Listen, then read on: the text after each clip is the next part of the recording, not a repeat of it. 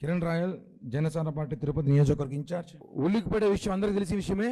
ఇక్కడ ముందుగా మాట్లాడే సబ్జెక్ట్ అంటే నెయ్యి.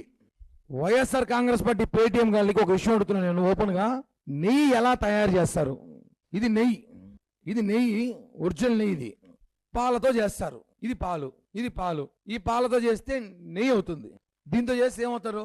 ఇది chemical, palm oil, chemical, synthetic oil రకరకాలు వేసి కలుపుకొని వచ్చినాం, తీసుకొచ్చామంతా ఒక షెడ్కి వెళ్ళి.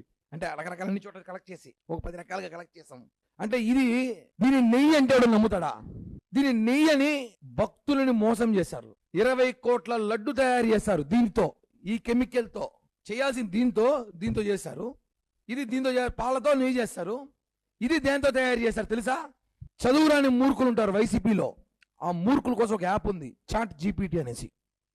ఆ యాప్లో వెళ్ళి కల్తీ నెయ్యి ఎలా తయారు చేయాలని చెప్తే ఒక పెద్ద పేజీ వస్తుంది, ఇలా 3 పేజీలు.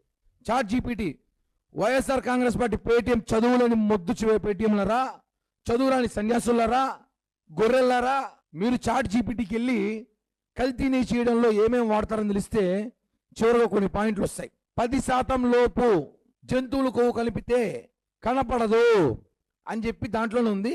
అది కూడా సిట్టు విచారణలో కూడా వాళ్ళు ఇచ్చారు, మెన్షన్ చేయండి చూడండి.